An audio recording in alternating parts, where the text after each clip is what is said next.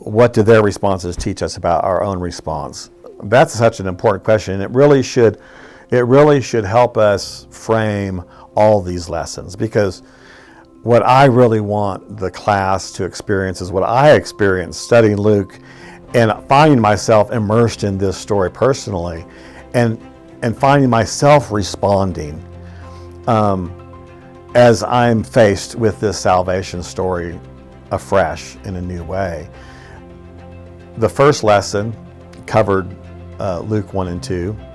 This lesson covers 1 and 2, but where the first lesson focused on that historical context and God coming near into it, and kind of seeing what God was doing and all the different ways God was acting to touch and to bring Jesus into this world.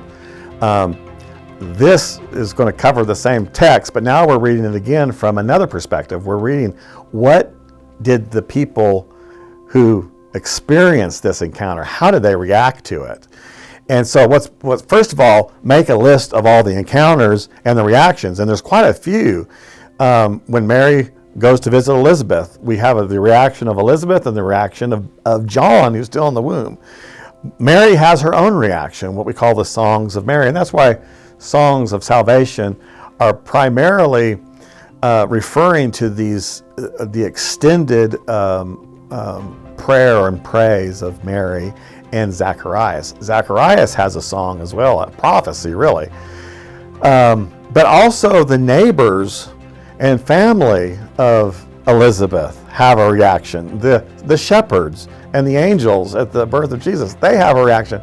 All the way to Simeon and Anna when Jesus is brought to the temple for circumcision. And what's interesting, again, the themes that arise here in these songs of salvation, they're going to carry the gospel forward, these themes. And so what were the reactions? Well, it's praise, it's joy, it's a celebration of God's salvation.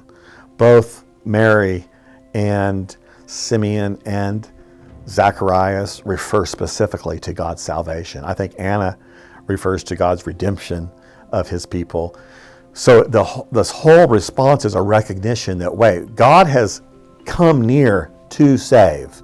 And so it's a celebration. It's an outburst of praise and joy. And also there's a lot of talk about peace in this. This is, if God's mercy, which is also Mary and Zacharias, really emphasize this mercy of God is what moves him to save his people.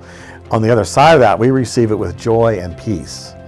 And of course, the Holy Spirit is moving through this whole thing, right? Elizabeth is filled with the Spirit. Later on, her husband, Zacharias, is filled with the Spirit. Everybody's getting the Spirit. That's what happens when you encounter God. And I want that to happen to us as we study, not just at a distance, not just sort of like going back through old dusty pages, but really entering the story and letting that story inform our story, because we're part of this. We have accepted this story as the story that shapes our own life. And so I'm hoping the class has its own reaction, that the Spirit will move us in joy, in celebration of salvation, in celebration of redemption, in celebration of what Zacharias calls the visitation. He's visited his people through Jesus, and he's still visiting us today through the Holy Spirit. So that's the focus of this lesson.